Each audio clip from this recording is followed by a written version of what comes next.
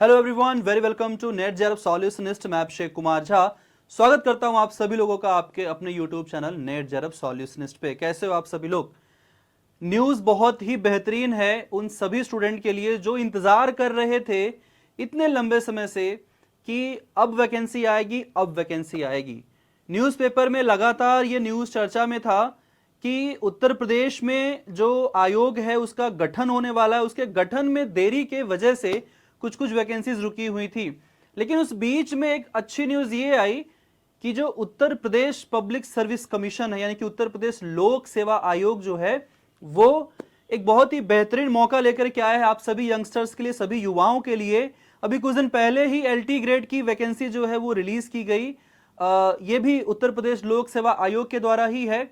और ये वाली जो वैकेंसी है जो आप देख पा रहे हैं, वैकेंसी जो है जिसके बारे में हम लोग बात करने वाले हैं, प्रवक्ता पुरुष महिला राजकीय इंटर कॉलेज परीक्षा 2025। यस, हम बात करने वाले हैं परीक्षा 2025 की, जो कि बेसिकली देखिए उत्तर प्रदेश में ये दूसरी ऐसी वैकेंसी है इस मंथ में जो रिलीज हुई है, जो इस महीने में आई हुई है। ये उससे रिलेटेड है, एक सेकेंड गाइस, है ना, ये उससे रिलेटेड है।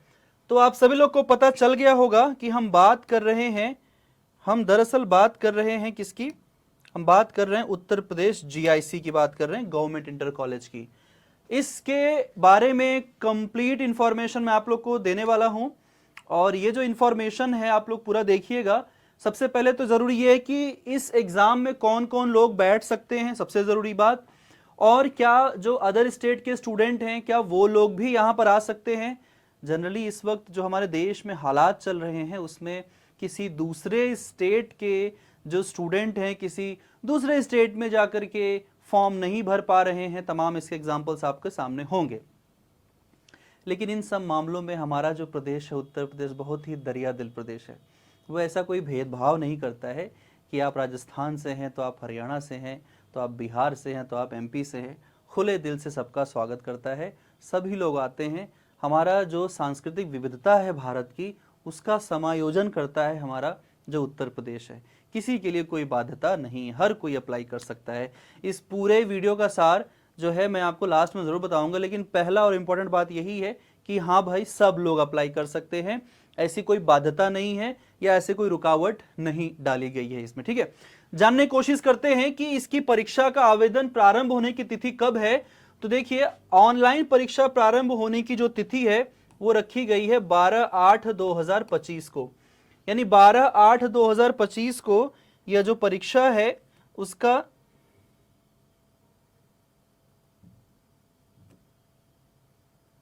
है ना, जो परीक्षा है उसको जो है, एक सेकंड गाइस ना, थोड़ा सा पेन का प्रॉब्लम था। तो 12/8/2025 यानी कि कल था 12 अगस्त, आज 13 अगस्त है। वीडियो मैं आज रिकॉर्ड कर रहा हूं, और इसका पहला जो नोटिफिकेशन था वो 11 अगस्त को ही आ गया था, जिस दिन मेरा बर्थडे था। ऑब्वियसली कुछ ना कुछ होता रहता है जीवन में, अच्छी बातें होती रहती हैं, जो कि बहुत ज़रूरी भी है। ऑनलाइन आवेदन होगा, कोई भी ऑफलाइन एप्लीकेशन आपको नहीं भेजना है आयोग के पास, पहली बात। ठीक है, पहले होता था।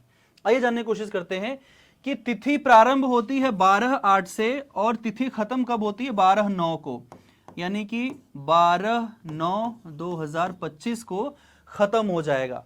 इसके बाद आप अप्लाई नहीं कर सकते। करेक्शन का विंडो 19 को ओपन रहेगा, 19 तक आप इसमें करेक्शन कर सकते हैं। यानी कि कोई भी ऑनलाइन शुल्क आवेदन में सुधार, संशोधन, शुल्क समाधान, हर एक चीज आप 19 सितंबर तक कर सकते हो। एक महीना समय पूरा आयोग ने दिया है। सबसे बड़ी बात यह है कि ये पीसीएस के द्वारा कंडक्ट करवाया जाएगा, तो हर चीज बहुत ही पंक्चुअल होता है उत्तर प्रदेश में, ये बहुत अच्छी बात है। ठीक है, बात करेंगे हम उन सारी चीजों की। इसमें एक खास प्रकार के सिस्टम को इस बार से अडॉप्ट किया गया है। अब आप सीधा आप एप्लीकेशन भरने नहीं जाएंगे।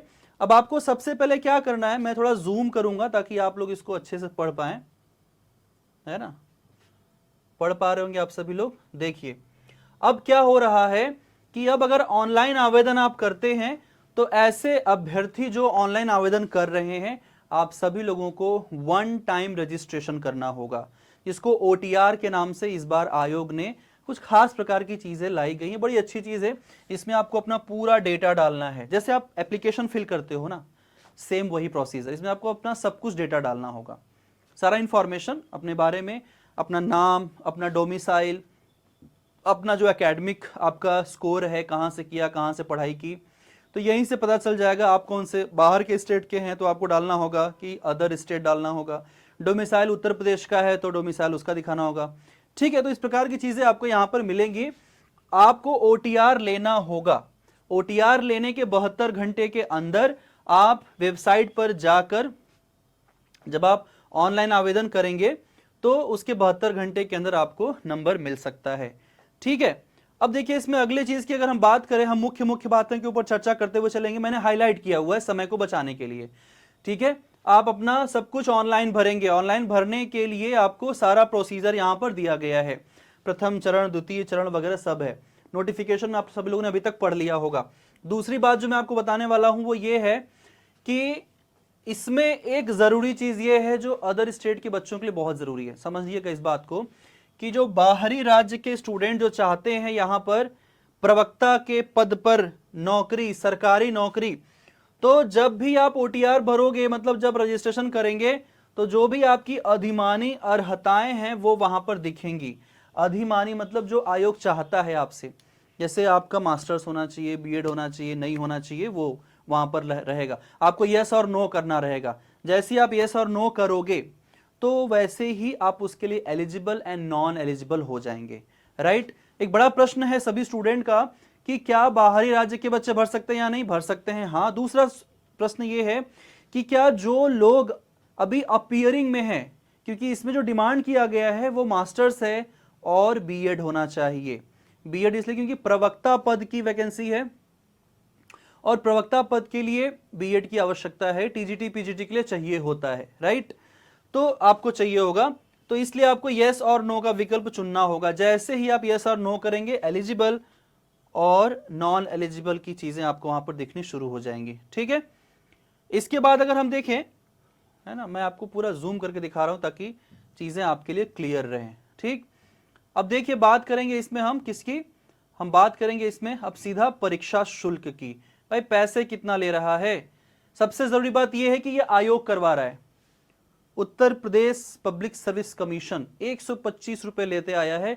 जब मैंने पहली बार इस यूपी पीसीएस के लिए फॉर्म डाला था तब भी 125 रुपए लगे थे। बहुत पहले की बता रहा हूं बात मैं, आज तक मैंने 12-13 साल पहले की बता रहा हूं बात मैं।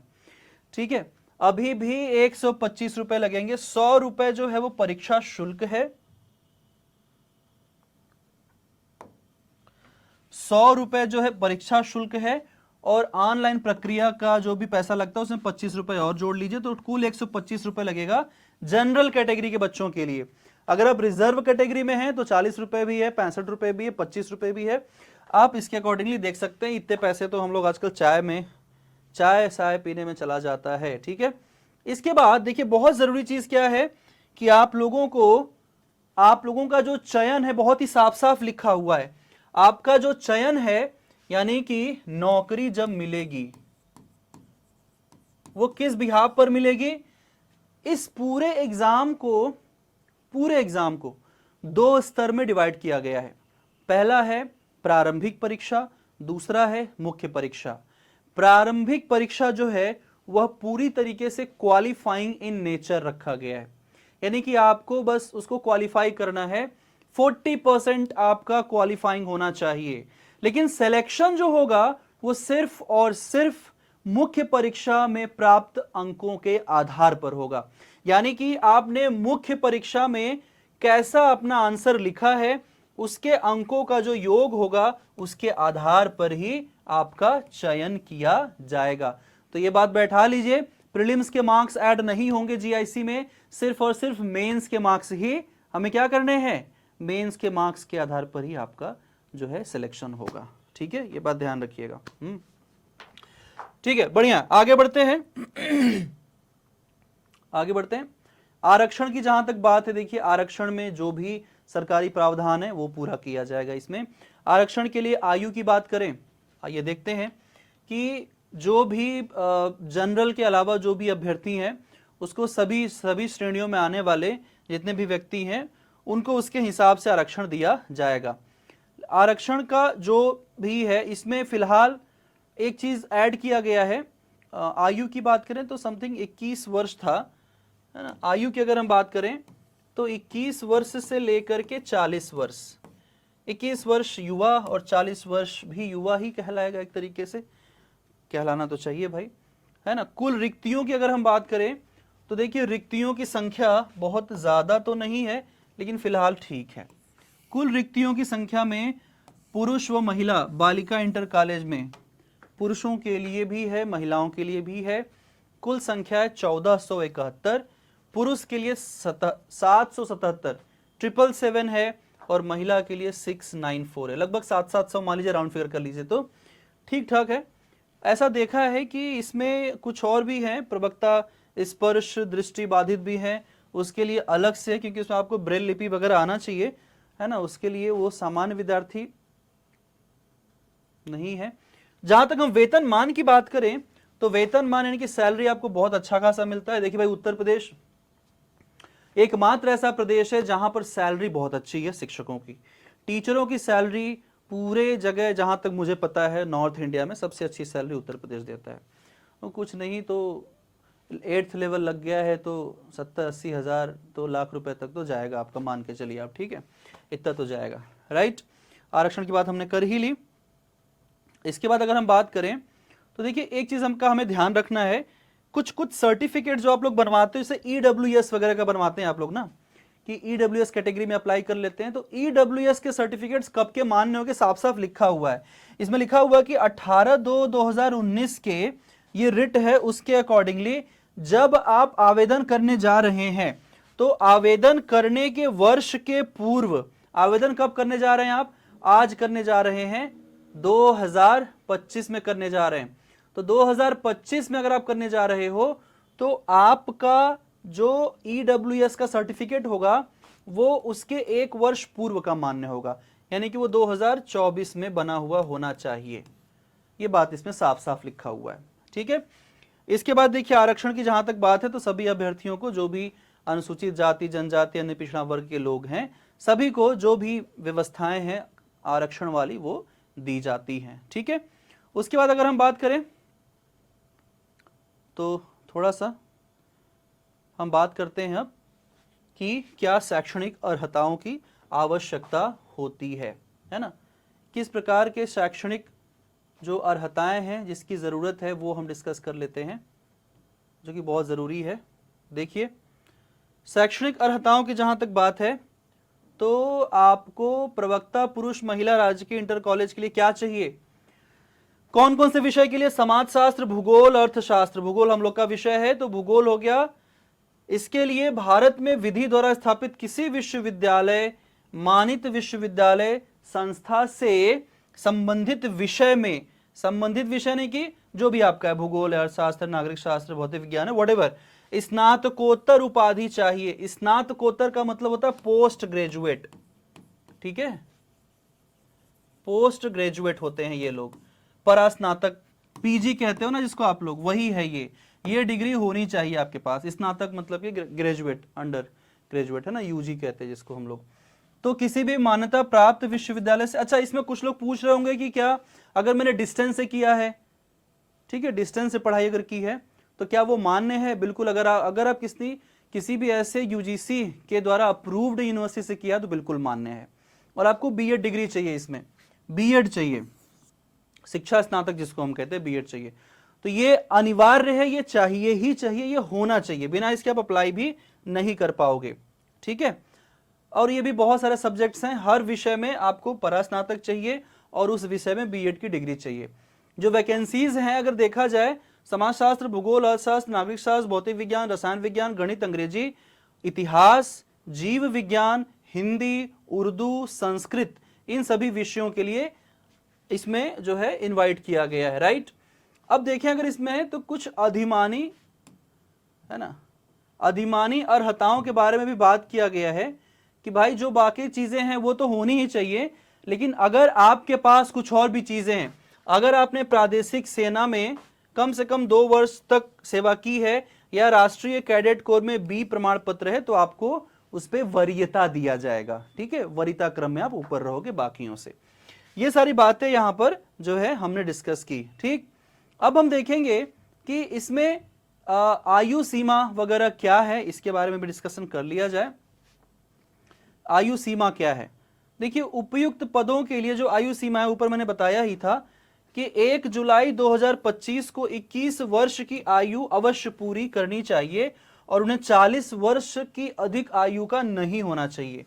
तो 21 से लेकर के 40 वर्ष के आप हैं तो आप सभी लोग ये एग्जाम दे सकते हैं, और बाकी सबके लिए रिजर्वेशन भी है, छूट भी है, 5-5 साल का छूट दिया गया है। ठीक है ना, 5-5 साल का छूट मिला हुआ है। ये सब भी आप लोग थोड़ा सा पढ़ेंगे इसको। अब बात करेंगे हम कि मुख्य परीक्षा क्या है।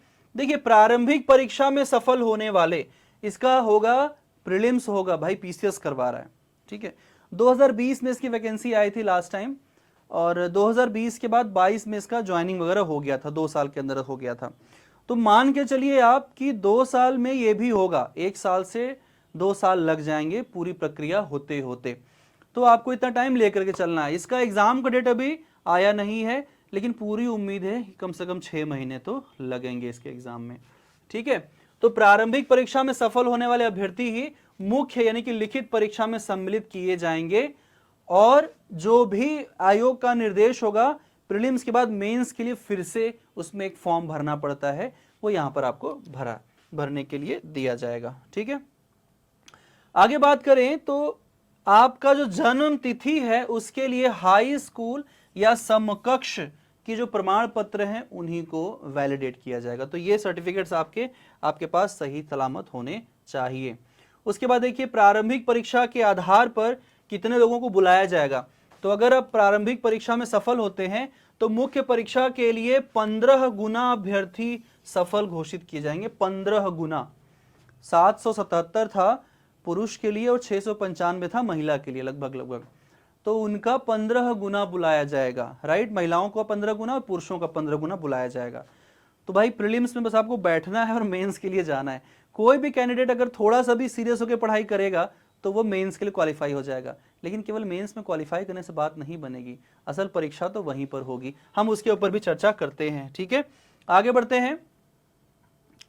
हैं। अगली जो बात है वो है कि इस परीक्षा में नेगेटिव मार्किंग है। क्या है? नेगेटिव मार्किंग है।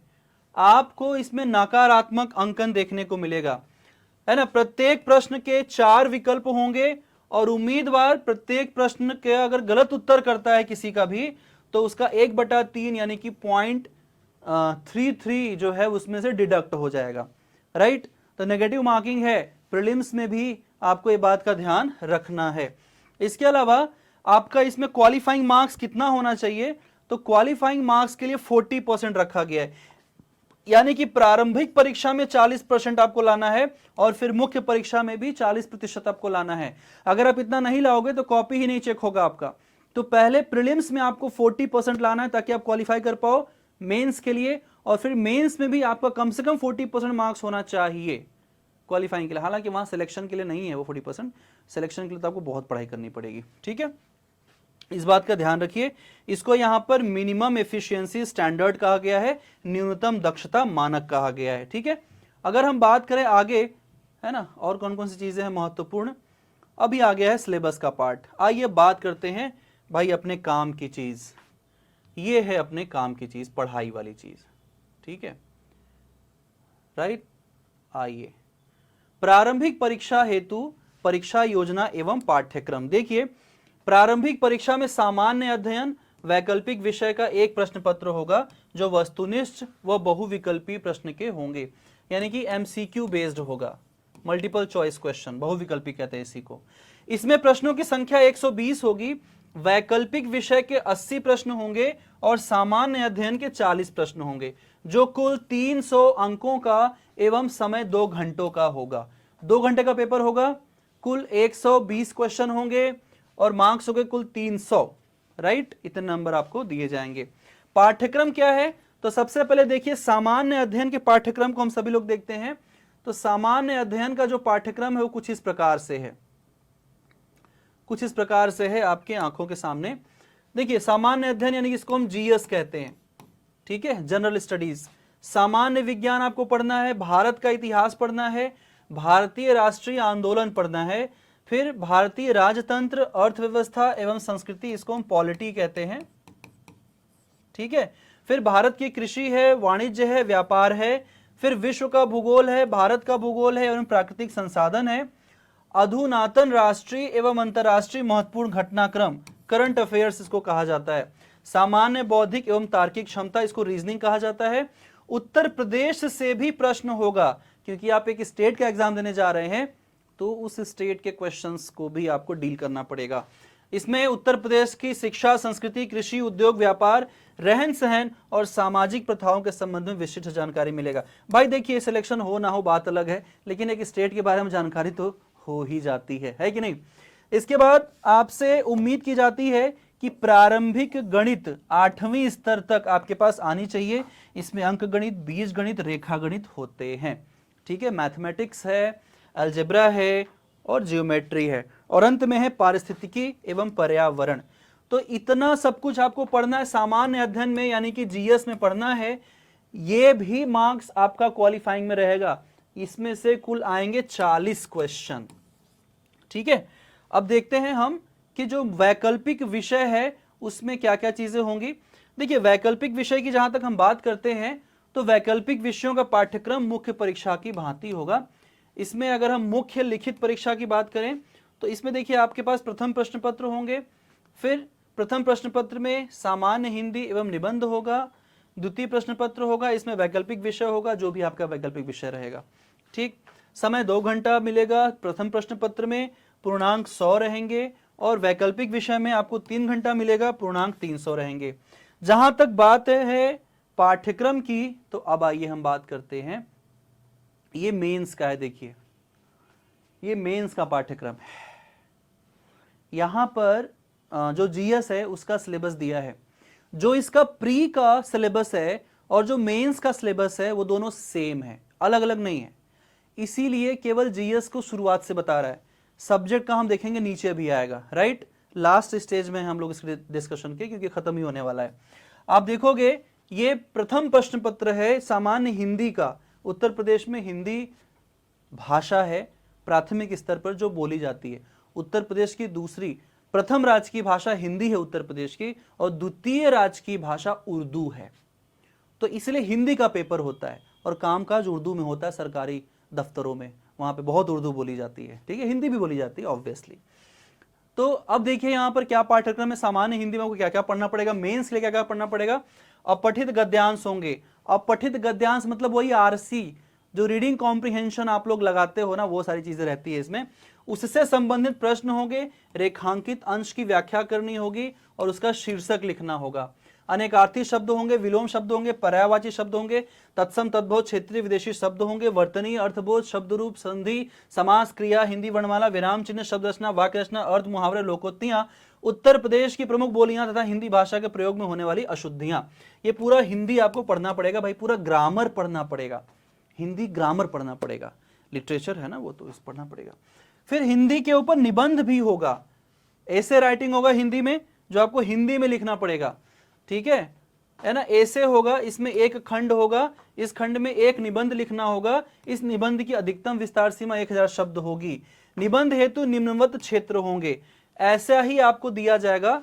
ये कुछ टॉपिक्स रहेंगे, इन्हीं क्षेत्र से रहेंगे और उन टॉपिक के ऊपर आपको निबंध लिखना है ना। इस खंड में से एक निबंध लिखना होगा, एक निबंध लिखना, ऐसे राइटिंग करनी है। तो ये मेंस का है, और ये सब कुछ आप करने के बाद आपके 40% मार्क्स बनते हैं, तो ही आपका वो क्वालिफाइंग मार्क्स जो है आगे की तरफ जाएगा। अब हम बात करेंगे ऑप्शनल सब्जेक्ट्स की, वैकल्पिक विषय की। तो देखिए इसमें क्या क्या योजना बनाई गई है। तो द्वितीय प्रश्न पत्र में वैकल्पिक विषय को प्रथम प्रश्न पत्र की रचना हेतु प्रश्न पत्रों के स्वरूप एवं अंकों का विभाजन निम्नलिखित है। प्रश्नों की कुल संख्या 20 होगी। सभी प्रश्न अनिवार्य होंगे, सभी प्रश्न खंडों में विभाजित रहेंगे। ये मेंस का है, ये मेंस का है। मेंस में टोटल 20 क्वेश्चन रहेंगे लिखने को आपके सब्जेक्ट से। टोटल 20 क्वेश्चंस हैं। इसमें पहला खंड अ होगा, फिर ब होगा, फिर स होगा। अ में जो क्वेश्चन आएंगे वो कुल 5 क्वेश्चन रहेंगे उन क्वेश्चंस को आपको 250 शब्दों में लिखना है, 250 शब्दों में लिखना है, और प्रत्येक प्रश्न 25 अंक का होगा, 25 नंबर मिलेंगे बहुत बढ़िया है। फिर खंड ब में 5 प्रश्न होंगे जो लघु उत्तरीय होंगे, जिनकी शब्द सीमा 150 होगी और अंक 15 होंगे। इसके अलावा तीसरा जो खंड है उसमें 10 प्रश्न पत्र होंगे अति लघु उत्तरीय, छोटे, शब्द सीमा 50 की होगी और नंबर टोटल 10 होंगे। तो इस प्रकार से 20 क्वेश्चन होंगे जो आपको लिखना है आपके सब्जेक्ट से जुड़ा हुआ। आंसर राइटिंग करनी पड़ेगी। ग्रेजुएशन मास्टर्स में खूब लिखा होगा आप लोगों ने, एक बी कॉपी, सी कॉपी, डी कॉपी लिखा है ना, यहां नहीं मिलता है ABCD कॉपी। ये शब्द जो है वो आपको एकदम एज इट इज रखने हैं। बात समझ में आई? तो ये इसका मुख्य परीक्षा का प्रमुख, ये वैकल्पिक का हो गया और ये हो गया आपके हिंदी निबंध का।